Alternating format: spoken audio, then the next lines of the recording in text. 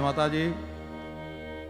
GTPL channel આજે સૌથી વધારે જોવાતી ચેનલ તરીકે નંબર 1 જેને કહી શકાય.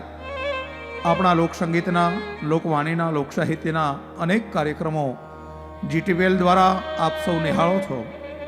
જેમ કે સંતગાથા, સૌરાષ્ટ્રની રસધાર, આઈ આરાધના અને હમણાં જ નવી એક ચેનલ, નવું એક સોપાન જેમાં ઉમેરાઈ રહ્યું છે એ એટલે આપણા ગુજરાતના સુરવીરો, દાતારો અને ક્ષમાવીરોની કથાઓને લઈને આવતો એક કાર્યક્રમ એટલે મરદ કશુંબલ રંગ ચડે. આ કાર્યક્રમ દ્વારા સમગ્ર ગુજરાતની અંદર રહેલા અનેક વીર પુરુષોની કથાઓ જુદા જુદા કલાકારો દ્વારા આપને જાણવા મળશે. એવી જ એક વાર્તા એટલે સંન્યાસીઓની શહાદત. અમારી ઝાલાવાડની ધરતી ધાંગધ્રા, વઢવાણ, લીંબડી, ચુડા, લખતર, વાંકાનેર અને જેમાં પંચાલ ચોટીલો પણ માં ચામુંડના જ્યાં બહેણા હોય, પંચાલના જ્યાં પીરાણા હોય,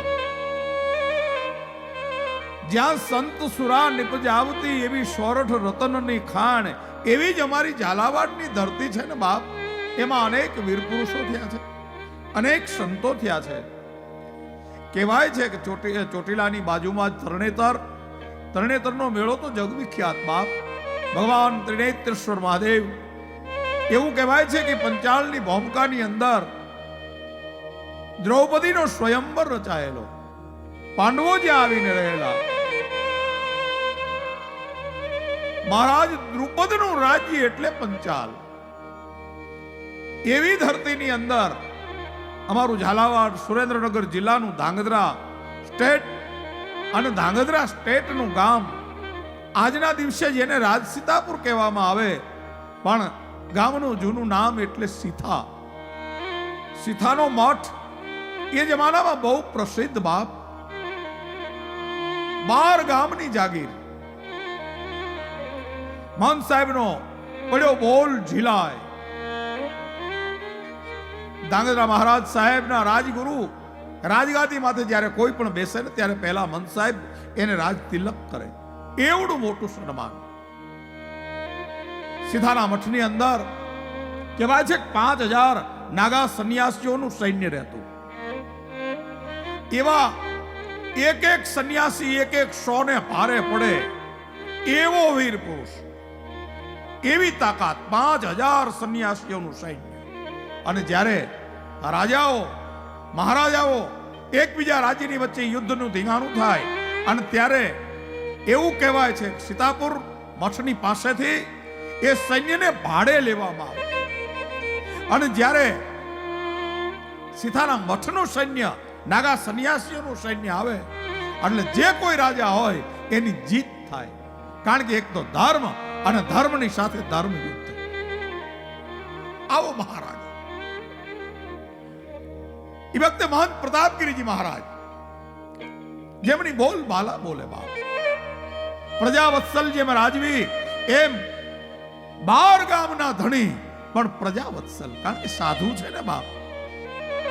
સંત ન હોત સંસાર में तो चली जात ब्रह्मांड, ज्ञान केरी लहर से वो तो ठारत ठामो ठाम. પટાબાજીની અંદર, તલવારબાજીની અંદર, ઘોડેશ્વરીમાં આ નાગા સંન્યાસીઓને કોઈ લગી ન શકે બાપ. કુંભના મેળાની અંદર સવાઈ ચડે અને આ નાગા સંન્યાસીઓનું સૈન્ય નીકળે. સમગ્ર ભારત વર્ષની જેના માથે નજર હોય એવો મઠ. એક દિવસનું ટાણું, મહંત સાહેબ હકડેઠઠ કચેરી ભરીને બેઠા છે અને એક રાજસ્થાનથી સંત પધાર્યા. નામ એનું લક્ષ્મણગીરીજી મહારાજ. આસન જમાવ્યું, ધૂણી દખાવી, હકડેઠઠ કચેરી ભરાણી છે. મારવાડી બટિયા અફીણ ખરા ઘોટાઈ રહ્યા છે. હામ હાગરા દઈ અને કહુંબા પીવાઈ રહ્યા છે. જેની જીભે બારોટ વાત માંડી રહ્યા છે. હું જે વાત માંડી રહ્યો છું આપની સામે, એ જ મઠનો હું પોતે બારોટ છું. મારા ચોપડાની અંદર આ બધી વાતો છે. એવી એક કથા સાંજ પડી, તમામે તમામ દરબારીઓ નીકળી ગયા, મઠ ખાલી થઈ ગયો. મહંત સાહેબે પેલા જે મહાત્મા પધાર્યા હતા લક્ષ્મણગીરીજી મહારાજ, એમણે કીધું બાપજી ચાલો હવે ગામમાં. તો કે કેમ, ક્યાં હુઆ? મહારાજ અહીંયા મઠમાં કોઈ રાત્રિ નથી રોકાઈ શકતું, એટલા માટે અમે નાના મઠમાં બધા જ સાધુ સંન્યાસી રાત્રે જે હોય એ બધા નાના મઠમાં જતા રહી છે. अरे बच्चा, मैं तो साधु हूं, जहां पे अडिंगा जमाया वहीं से फिर दूसरी जगह पे नहीं जाता. अगर जाना है, मेरा आसन उठता है, फिर मैं उधर जाता नहीं. जहां लगाया वहीं पे रहता हूं. अरे बापजी, आ मठમાં રાતે કોઈ રોકાતું નથી. અહીંયા રાતે ભૂતાવળ પ્રગટે, જે રોકાય हवारे एनी समाधि थाय. महात्मा ए खड़खड़ दांत काटा, बच्चा वो भूतावल है तो मैं भी भूत हूं, और भूत को भूत से क्या डर. बेटा एक बार ज्या मारी समाधि, ज्या मारू आसन लागी जाए પછી એ આસન હું ફેરવતો નથી. જ્યારે આસન ફરે તો પછી એ જગ્યાએ હું ફરીવાર જાતો નથી. આપ બધા જતા રહો, હું તો અહીંયા રાત્રિ નિવાસ કરીશ. કારણ કે સંત છે ને બાપ, સંત તો રાત્રે પણ સમાધિ હોય, એની સમાધિ લાગેલી હોય, ભગવાનની હારે એનું રટણ હાલતું હોય, હાથમાં બેરખો રહી ગયો હોય, ઓમ નમઃ શિવાયના જાપ જપતા હોય. તમામે તમામ દરબારી મંડળ, મહંત સાહેબ બધાય નાના મઠની અંદર વયા ગયા છે. રાત્રિનો સમય છે, તમારા તમ તમ બોલી રહ્યા છે. અને યા નિશા સર્વભૂતાની તસ્યામ જાગૃતિ સંયમી. ગીતાની અંદર એમ કીધું છે ભગવાને કે જ્યારે જગત આખું સૂઈ જાય ત્યારે સાધુ પુરુષ જાગતો હોય છે. સાધુ કોઈથી સૂએ નહીં. હાથમાં માળા છે રુદ્રાક્ષની, ઓમ નમઃ શિવાયના જાપ ચાલે છે, ભગવાન ભોળાનાથનું રટણ કરે છે. અને એમાં મીડિયા હાકલાન પડકારા થાવા, મણી ભૂતાવળ પ્રગટ થઈ સાહેબ. આખું વાતાવરણ ભયાનક થઈ ગયું. કિકિયારીઓ મંડી સંભળાવા અને મંડ્યા ભૂતડાઓ નાચવા. આ તો મહાન મહાત્મા હતા સાહેબ, પરમાત્માનો માનનારો અસલ સાધુ. એક સાથે આમ એક હો શીશા ભૂગા કર્યા અને એક મંત્ર બોલે, શીશાના માથે ઢાકે અને એક ભૂતડાને શીશામાં પૂરી અને માથે બૂચ મારી દે. એમ પૂરતા પૂરતા 4 શીશા બાકી રહ્યા અને જ્યાં મંત્ર ભણવાની તૈયારી કરી ત્યાં 4 જીનાત પ્રગટ થયા સાહેબ. સફેદ વસ્ત્રધારી 4 સામે જીન ઉપર ઉભા રહી પ્રગટ થયા અને કીધું કે મહારાજ ક્ષમા. અને ક્ષમા એમ બોલે પછી સાધુનો દીકરો એને જેલમાં, એને શીશામાં ન પૂરી શકે. બાપ ક્ષમા તો વીરનું, ક્ષમા વીરસ્ય ભૂષણમ. સાધુનું અને વીરનું જો કોઈ આભૂષણ હોય ને તો એ ક્ષમા છે સાહેબ. મહાત્માએ કીધું તો કેમ લોકોને પરેશાન કરો છો? અહીંયા એક પણ સાધુને રાત રોકાવા દેતા નથી. રાત કોઈ રોકાય તો એનું મૃત્યુ થાય છે. હું તો સાધુ છું, જન કલ્યાણ માટે. જો ગ્રહણ કરવો હોય તો કામ મને મારી નાખો ને કાં હું તમને આમાં પૂરી દઉં. જેમાંથી જીતે એ તમારું. તો મહારાજ જેટલાને આપે પૂર્યા એ બધા તો નાપાક હશે, પણ અમે પાક છીએ, અમે પાક છીએ, અમે પીર છીએ. ઓહો, અહીંયા કેવી રીતે? બાપ મંગલભાઈ, આ ઘટના છે ને એ અદ્ભુત છે. અને જીનાતે વાટ માંડી. કેમ આવ્યા? જેદી બાદશાહ ઔરંગઝેબનો ભાઈ દારા શિકો, એને ઔરંગઝેબની સામે બંડ પોકારેલું. અને બંડ પોકારતા ઔરંગઝેબ એકદમ જેને કહેવાય કે હા આના માથે ક્રોધાયમાન થયેલ અને દારાને કીધેલું જ્યાં ભગાય ત્યાં ભાગી જા, જ્યાં જવાય ત્યાં જા, મારું સૈન્ય તને નહીં મૂકે. અને દારા શીકો ભાગ્યો પોતાના બૈરા છોકરાને લઈ અને ફરતો ફરતો ફરતો દેત્રોજની અંદર આવ્યો. દેત્રોજમાં કાનજી સોલંકી ભૂપતસિંહનો દાદો, એને આશરો આપ્યો. એ વાર્તા મારે ક્યારેક માંડવાની. પોતાના દીકરાને કીધું કે અમે ખપી જઈશું પણ તું આને સીતાના મઠમાં પોગાય. અને દારા શીકોને લઈ અને કાનજી સોલંકીનો દીકરો એનું નામ ભીમજી એ લઈ અને અહીંયા સીતાના મઠે આવ્યા છે. મઠનો દરવાજો ખખડાવ્યો. મહંત સાહેબની પાસે આવી અને કીધું, બાપુ મારા બાપે મોકલ્યો છે. આ ધારા સિકોની પાછળ બાદશાહ ઔરંગઝેબનું 1.5 લાખનું સૈન્ય પડ્યું છે. જુઓ તો ખરા બાપ, એક મુસ્લિમને હિન્દુસ્તાનનો સાધુ આશરો આપે છે. એક મુસલમાન બાદશાહ જેને હજારો હિન્દુઓની કતલામ કરી નાખેલી એવા ઔરંગઝેબના ભાઈને આશરો અમારો સાધુ આપે બાપ. આ હિન્દુસ્તાનની ભૂમિની તાસીર છે. દારા ઇધર રહોગે તો બાપજી, હું અસલ પઠાણનો લોહી છું. તમે લડશો તો હું જોઈ નહીં રહું, હું યુદ્ધના મેદાનમાં લડીશ. અને ત્યારે મહાત્માએ એટલું કીધેલું કે બેટા, તુમકો લડને કી જરૂરત નહીં હૈ. અમારા 5000 નાગા સન્યાસીઓ છે ને, એ 5 લાખના સૈન્યને એકલા પૂરા પડી જાય.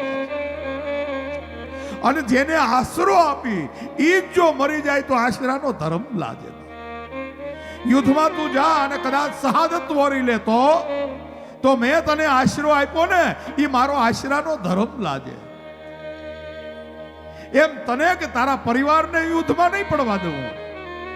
બૈરા છોકરાની સાહેબ દારા શીખોને આશરો આપ્યો છે. અને દારાએ એટલું કીધું કે 1.25 લાખની સેના છે. ઔરંગઝેબની સીતાપુરના માથે પડશે ને તો ગામના ટીબાને ઈ મીઠાના હળ હાકશે. તમારું સૈન્ય એની પાસે નહીં કામ કરી શકે. અને તેરી બાપુએ એટલું કીધેલું કે દારા શીખો, હજી સન્યાસીઓની તાકાત તમે જોઈ નથી. મારો એક એક નાગડો 1000 ને પૂરો થાય ને એવો છે. ઈ પટાબાજી ખેલવા માટે ઉતરે તારે જાણે કોઈ બાદ ચકલીઓના ટોળામાં પડ્યો હોય ને, અને કોઈ લોટકો કણબી પટેલ હાથમાં દાંતરડું લઈ અને બાજરાના ખેતરમાં જાય અને બાજરાના ડુંડા વાઢે ને, એમ માણાને વાઢતા એને વાર ન લાગે. એવા વીર પુરુષ છે.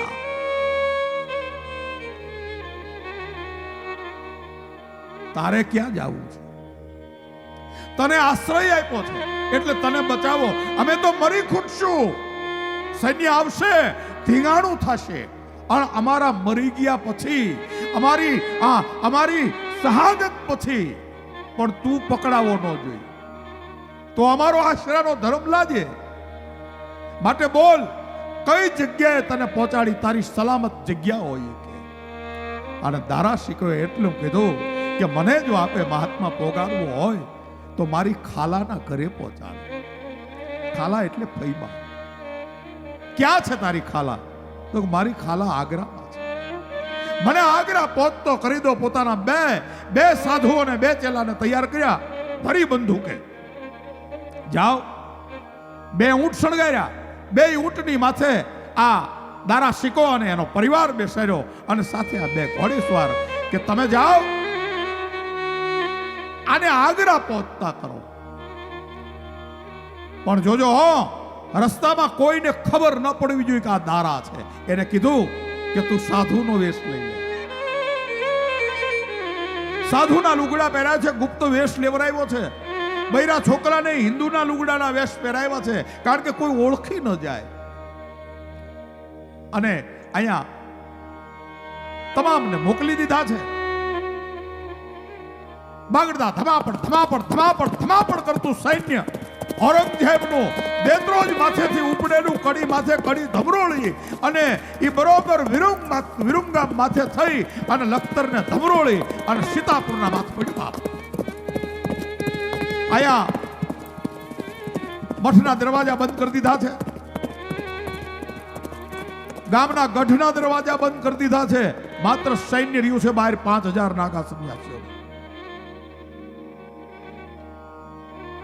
જાણે શેત્રુંજો અને ગિરનાર 2 ડુંગર હામા ભટકાય ને બાપ, જાણે શેત્રુંજીનો પ્રવાહ અને સાબરમતીનો પ્રવાહ ધસમસતો હામો ભટકાય ને એમ નાગા સંન્યાસીઓનું સૈન્ય અને બાદશાહ ઔરંગઝેબનું સૈન્ય હામે ભટકાણા બાપ અને મંડી તાળીઓ લેવા તલવારોની બાકાધીક બાકાધીક બાકાધીક બાકાધીક બાકાધીક બાકાધીક મંડી બોલવા લોટ પડે એક મોગલોની આમ ખચ્ચર ઘાણ સાધુઓ વાળવા માંડ્યા અને મંડી તલવારોની તાળીઓ બોલવા.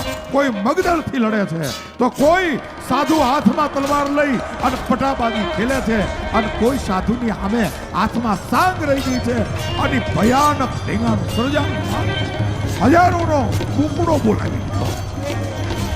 એક સાધુની મુઠ્ઠી પડે અને જેમ માખણના પીડાની અંદર પાણકોરો હોયો જાય ને બાપ એમ મોગલના માથા એની છાતીઓમાં જવા માંડ્યા. આવું ભયાનક ઢીંગાણ થાય. એક સાધુ સંન્યાસી નાગડા લડે, કોઈના માથા પડી ગયા તો ધડ લડે, કોઈના હાથરડા બહાર નીકળી ગયા છે તો આમ હાથરડાને હાથથી ખેંચી અને ગળાની અંદર વરમાળ પહેરી હોય ને એમ પોતાના ગળાની અંદર એ હાથરડાની વરમાળાયું પહેરી છે. કોઈનો પગ કપાઈ ગયો છે તો બીજા હાથમાં કપાયેલો પગ પકડી અને પગે પગે ધીંગાણું કરે છે સાહેબ. આવું ભયાનક સંન્યાસીઓનું ધીંગાણું સર્જાડું હજીરાની જગ્યા કહેવાય. સીતાપુર ગામના તળાવની ભાદરમાં તળાવમાં એ ભયાનક જગ્યા છે હજીરો જેને કહેવામાં. આ ભયાનક ધીંગાણામાં 500 સાધુઓએ શહાદત વરી લીધી બાપ. અને એમાં એનો જે સેનાપતિ હતો ઔરંગઝેબનો એનું નામ અજીજ કોકા. કોઈએ અજીજ કોકાને જઈને કીધું કે કોકા જેને પકડવા માટે થઈ અને 5000 સાધુઓની હત્યા કરીને ઈ દારા શીખો તો ક્યારનોય સીતાપુર મૂકી અને ભાગી ગયો. હવે કોના માટે લડો? યુદ્ધનો વિરામ થયો. યુદ્ધનો વિરામ થયો છે. મહંત પ્રતાપગીરીજી મહારાજની પાસે આવી અને કોઈએ કીધું કે સૈન્ય તો બાદશાહનું જતું રહ્યું પણ 5000 સંન્યાસીઓ કામ આવી ગયા. મહાત્માની આંખમાં આહુડા આવ્યા છે. દારાને એક વાત, દારાને વિદાય કર્યો ને બાપ, ત્યારે દારાએ મહાત્માની સામે 5 કોથળીઓ મૂકી અને કીધું કે મહારાજ પ્રતાપગીરીજી મહાત્મા, આ 5 કોથળીઓની અંદર એટલું ધન છે કે આખા હિન્દુસ્તાનને 5 વર્ષ સુધી ખવડાવો તોય ન ખૂટે.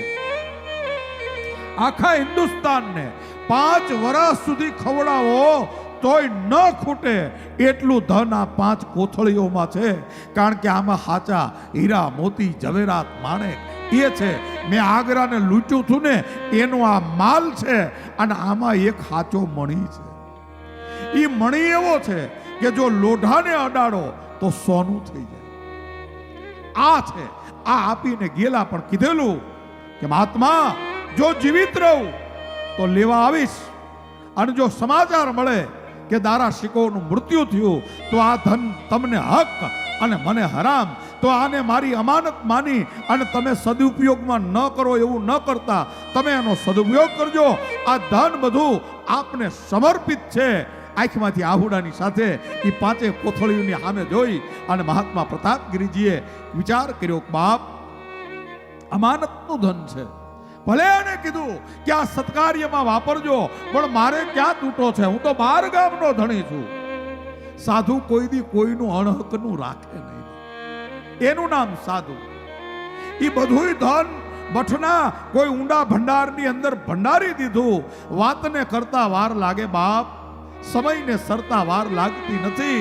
અને એમ કરતા પેઢીઓ ગઈ અને અહીંયા આ મઠની અંદર જે સમયે એ જે બધા મરાણેલા એની ભૂતાવળ જાગતી હતી.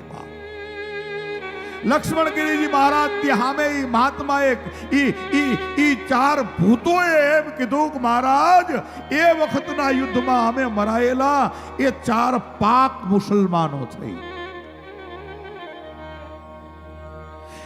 બીજાને આપે શીશામાં પૂર્યા પણ અમને મુક્ત રાખો.